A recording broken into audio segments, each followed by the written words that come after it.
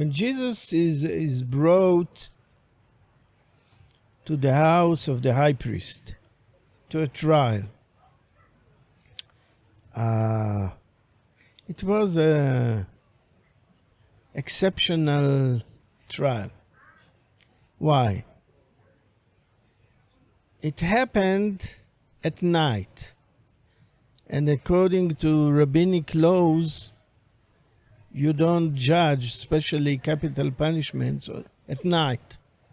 It is possible, and this depends on the details in the New Testament, that it was in the Leil HaSeder time, in the first festival of Passover, right. Because according to what we call the synoptic gospels, namely the gospels that we can read one by the other because they are similar, which are Mark, Matthew, and Lucas, they say that the Last Supper was Seudat Leil HaSeder. So the trial which took place after it was in the first evening of the Passover. And for sure, the rabbis would not come, and the Pharisees who were before the rabbis would not come to any legal consultation in the time of the Chag. According to the Gospel of John, it was the eve of the last night before Passover. Anyhow, it's not a good time for judgment, for court, according to Pharisaic rabbinic law. So if you read the details in the synoptic gospels, you will see that they were not there. The Pharisees were not there in the trial.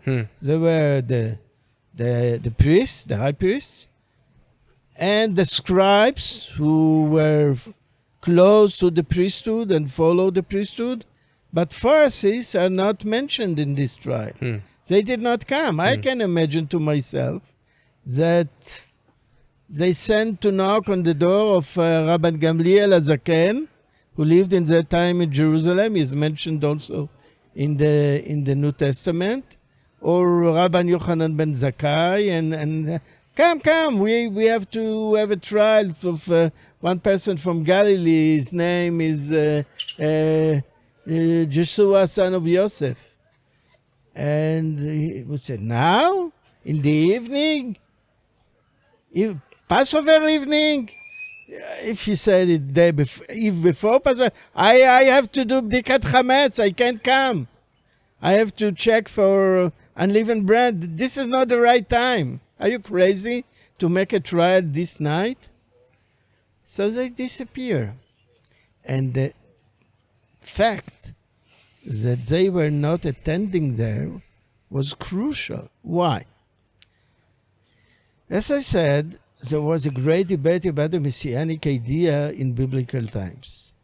The Torah, mainly the Torah and also the book of Hosea, were not enthusiastic about the idea of kingship at all. It's something that, if you would say, I want to have a king like the nations around me, this is what you do. It's not lechatchila issue. The lechatchila, the ideal issue is that God is the king of the Jews, and they don't need an earthly king. This is the time of the judges. The judges are coming to save you from your enemies. You don't need a king. God is the king. Malchut Shamayim. The kingship of God. This was the idea.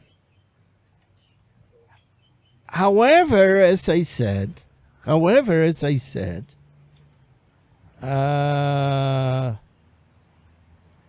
in the Psalms, in the prophets, there are those who magnify the figure of the king, the Messiah, as to become a son of God, sitting near on the right hand of God, having eternal life. So it's a real debate.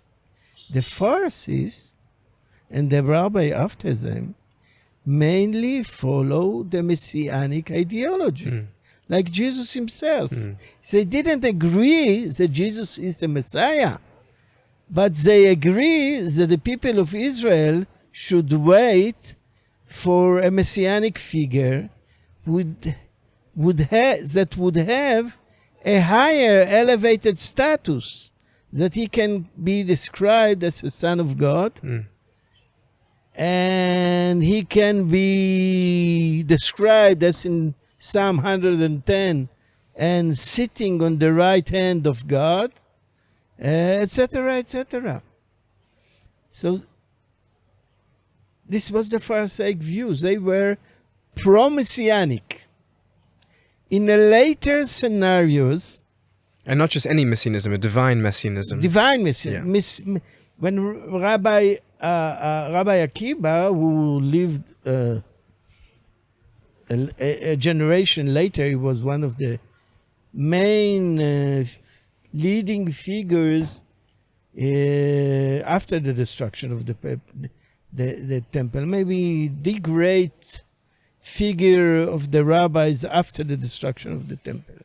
He had a debate about the book of Daniel. In Daniel 7, there's a description, then it's in Aramaic, it said, Kursevan Remayu. 2 thrones or chairs were put in heaven. So his fellow asked him, why 2? I understand that one for God, but who is sitting on the other throne besides God?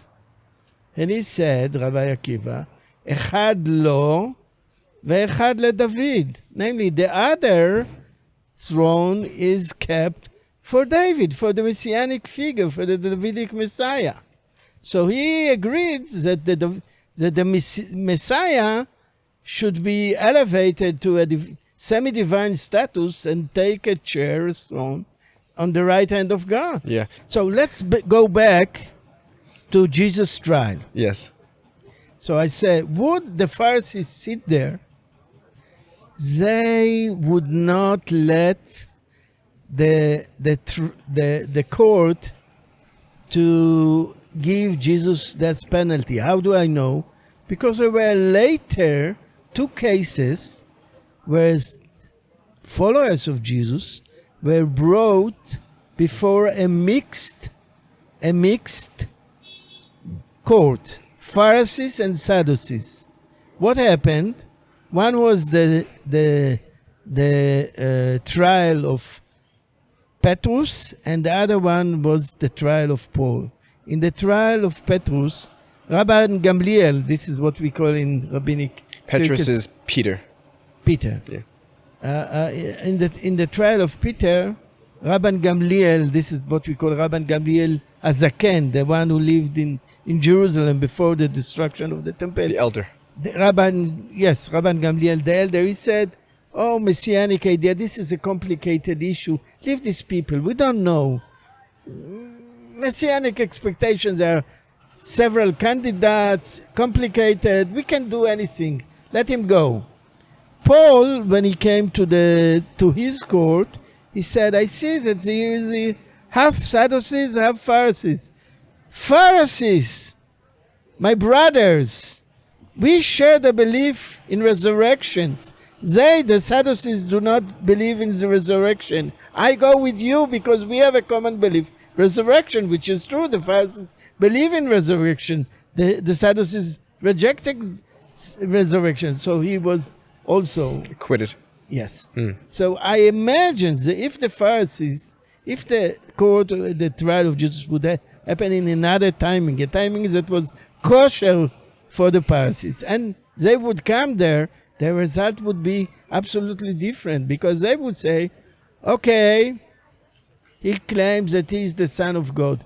We don't agree that he is the Son of God, but we agree with the idea that the Messiah would be called the Son of God. Right. It's a posuk in Tehillim. It's a verse in the Psalms, in Psalm 2. How can we reject it?